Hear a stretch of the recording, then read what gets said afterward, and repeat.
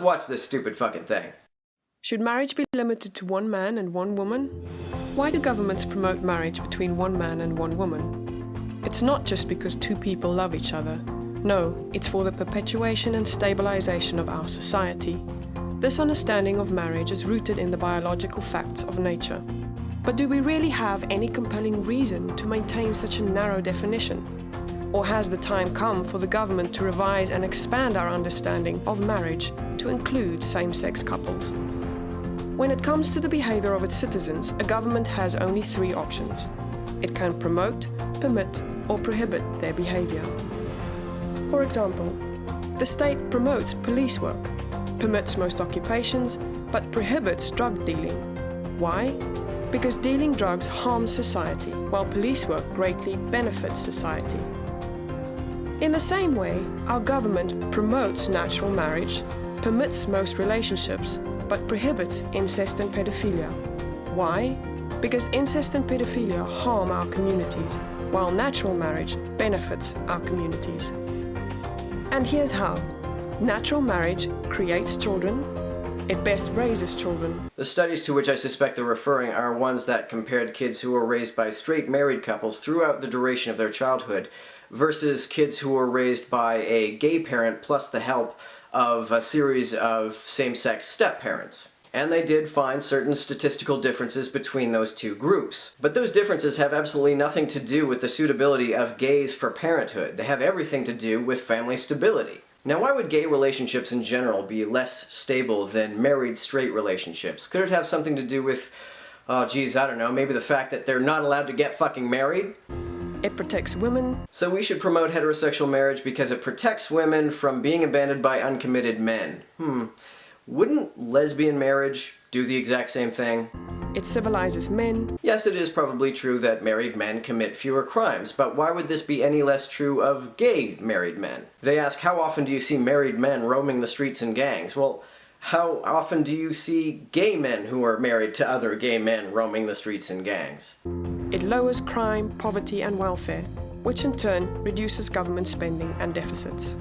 This is true, but it's because of monogamy, not because of heterosexuality. When people get married, they pool their resources and they grow their extended family so they have more people upon whom they can rely if they hit hard times. This reduces their dependence on the state. But this is no less true of gay marriages than it is of straight marriages. This is actually an argument in favor of promoting gay marriage. In short, natural marriage perpetuates and stabilizes society. Everyone benefits from that, even those who don't get married. Now, let's look at same-sex marriage. What benefits does it provide? Well, most of the same ones that you just said straight marriages do. Same-sex marriage offers no benefit for society as a whole. In fact, it hurts us. How? Promoting same-sex marriage changes the very purpose of the civil institution of marriage. Natural marriage centers on bringing up the next generation, on raising children to become good citizens. Same-sex marriage merely validates sex partners. Doesn't it also validate monogamy? We know, statistically, that natural marriage creates the best possible family for children. There's some pretty good evidence that monogamy is good for raising children, but there's absolutely no evidence whatsoever that straight monogamy is somehow superior for raising children than gay monogamy. Even if that were the case, how would that undermine straight parenting? Keeping gay couples from getting married doesn't keep them from having kids. Allowing gay couples to get married may make it more likely that they have kids, but it would also make it more likely that those kids would be raised in stable two-parent households. Don't you think that would be better? If we alter the primary purpose of marriage, the losers will be the children. Doesn't every child deserve a mom and dad? But what about natural marriages that don't create children? They are the exception, not the rule. The only relationships that do create children are between a man and a woman. No exceptions. Surrogacy and sperm donorship do not exist. Wherever same-sex marriage is promoted, schools subject your kids to mandatory homosexual curricula.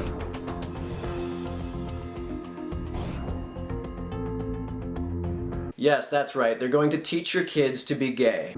Your business and your taxes fund homosexual relationships.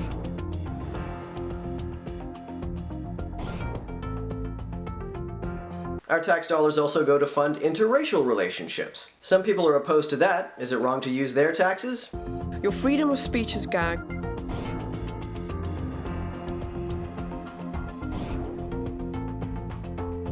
If I ran a TV network or a publishing company and I didn't want to give a platform to someone whose views I despise, I don't think I should have to. And your religious freedom is overruled.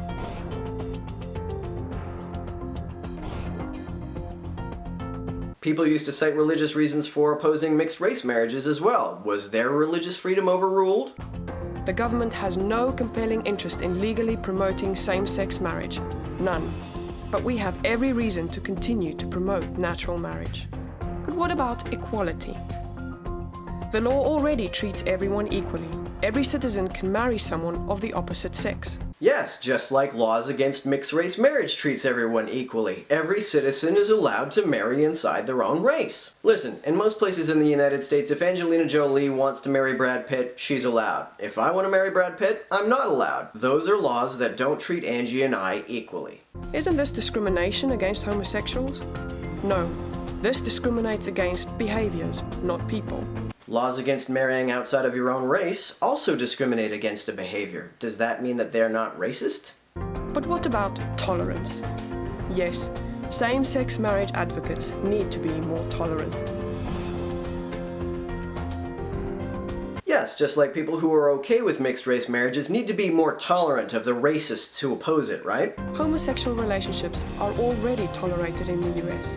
They can already commit themselves to each other until death do them part, without government endorsement. Listen, if one of the reasons why you think that marriage is good is because you think monogamy benefits society, then even if you're against homosexuality, if people are going to be homosexual anyway, wouldn't you prefer that they practice monogamous homosexuality? And if that is your preference, wouldn't it make all the sense in the fucking world to promote gay monogamy?